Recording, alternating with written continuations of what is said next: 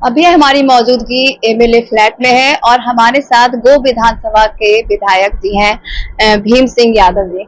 जिस तरह से बिहार की राजनीति में उतार चढ़ाव देखने को मिल रहा है, आप लोग कल जिस तरह से धरना दिए जातिगत जनगणना को लेकर, आरक्षण को लेकर के, इसे विपक्ष के लोग जो हैं उसे नौटंकी बता रहे हैं। इस पे सवाल भी उठाया जा रहा है कि तेजस्वी जी का इसमें कोई भी योगदान नहीं था। क्या कहेंगे आप इस पे?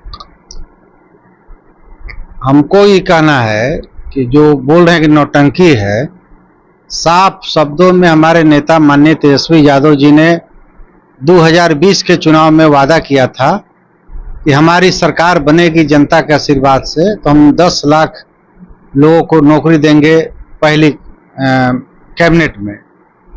और सरकार नहीं बनी, किसी कारणवश ये लोग आ गए चोर दरवाजे से। तो जब हम सरकार में शामिल हुए माननीय नीतीश कुमार जी के साथ, तो तेजस्वी जी ने उस पर काम करना शुरू किया और लगभग 5 लाख लोगों को नौकरी देने का काम किया।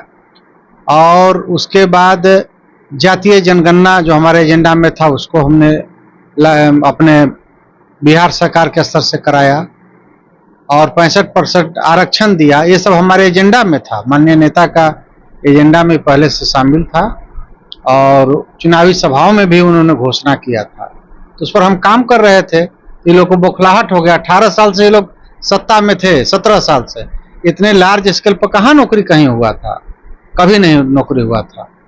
तो इस वजह से ये लोग बौखलाए थे और जो शेष था 7 लाख नौकरी देने की बात, उसकी भी प्रक्रिया उन्होंने काफी आगे कर दिया था।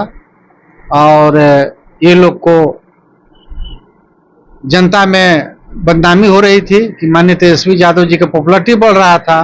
लोग इन पर आस्था और विश्वास करने लगे कि इनका कथनी और करनी में कोई अंतर नहीं है, ये जो कहते हैं सो करते हैं। इसलिए लोगों को बौखलाहट था। ये साजिश विपक्ष तो कह रही है कि ये सिर्फ नौटंकी है, तेजस्वी जी का कोई योगदान ही नहीं था। जातिगत जनगणना हो या फिर आरक्षण की जो बात हो रही है, जिसे लेकर 1 दिवसीय धरना दिया गया कल, उसके बारे में भी बोला जा रहा है। ये तो हम बता ही रहे हैं कि हमारे एजेंडा में था जातीय जनगणना, और जातीय आधार पर जो जनगणना हुई उस आधार पर हमने आरक्षण दिया 65%।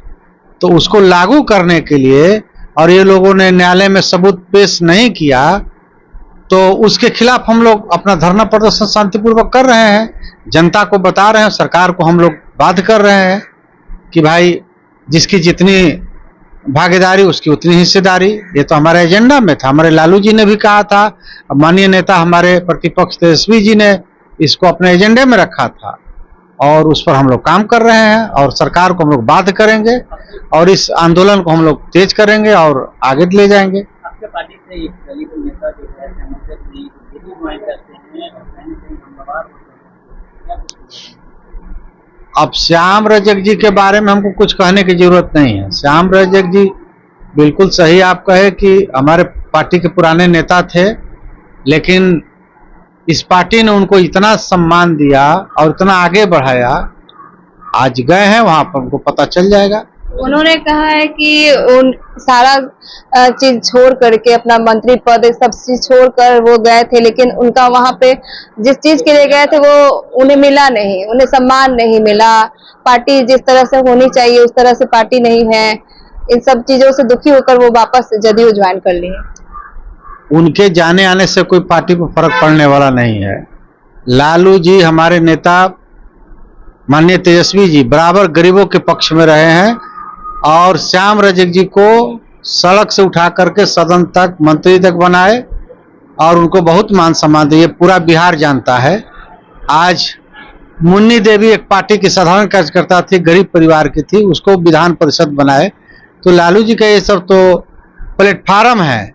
लोग कितने लोग आए गए, फिर आते हैं जाते हैं, इसलिए उस पर कोई टीका टिप्पणी करने की जरूरत नहीं है। श्याम रजक जी के बारे में पूरा बिहार जानता है कि उनको खड़ा करने वाले, राजनीतिक पहचान बनाने वाले, उनको आगे बढ़ाने वाले लालू यादव हैं, दूसरा कोई नहीं।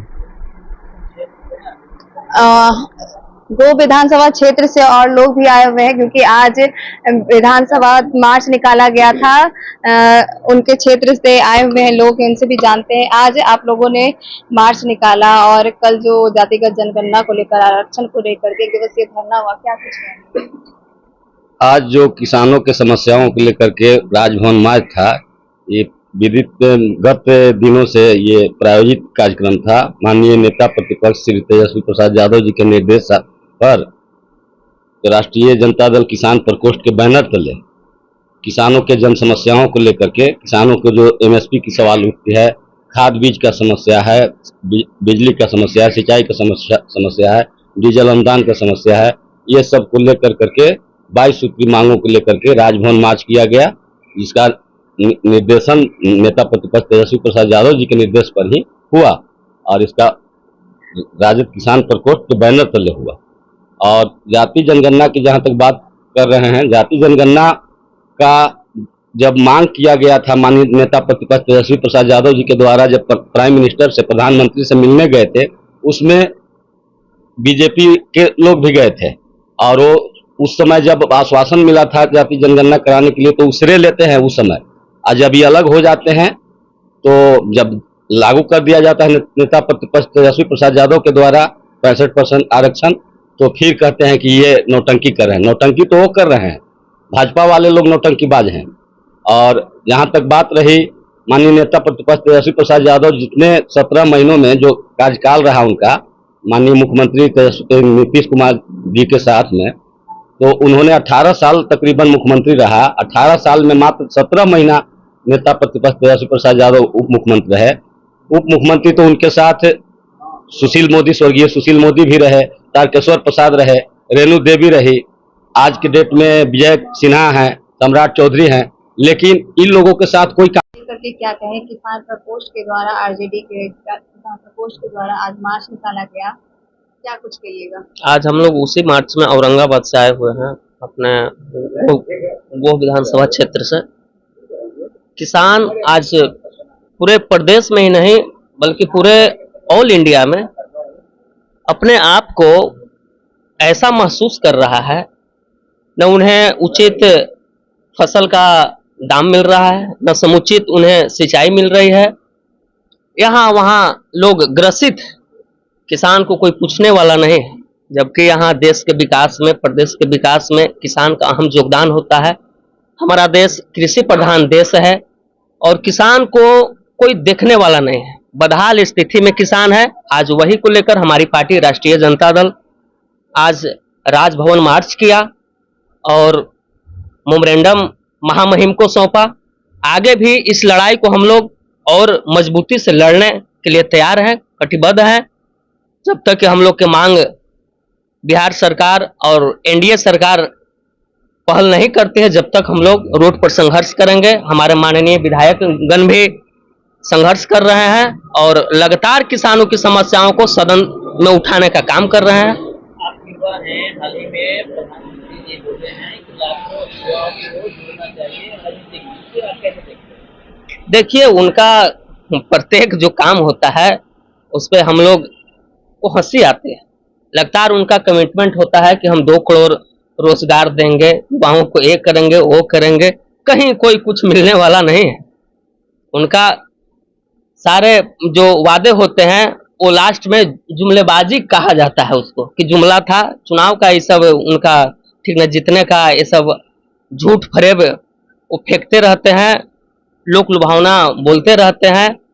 अब पूरा देश जाग चुका है, उनके बात में आने वाला लोग नहीं है। सारा युवा टकटकी लगाए हुआ है आदरणीय नेता तेजस्वी प्रसाद जी की ओर। हम लोग उन्हीं के ऊपर विश्वास करते हैं, उन्हीं के ऊपर हम लोग को उम्मीद है। अब वही बिहार को आगे ले जाएंगे और बिहार में खासकर नौकरी यानी तेजस्वी यादव। प्रशांत किशोर एक नए विजन के साथ आ रहे हैं। नहीं, आपको लग रहा है कि आरजेडी प्रशांत किशोर भाजपा की बी टीम है, ये पूरा बिहार की जनता जान रही है, क्योंकि वे जो काम कर रहे हैं वो भाजपा से मिला जुला काम है उनका। कहीं कोई उनके जाल में फंसने वाला लोग नहीं है। करते हैं तो नहीं, कहे या ना कहे, जनता तो जान रही है, जनता सारा चीज को जान रहा है कि वो भाजपा की बी टीम है। मेरा नाम हुआ मुन्ना यादव, मैं युवा राजद प्रवक्ता हूं औरंगाबाद का और मेरा वो विधानसभा क्षेत्र है।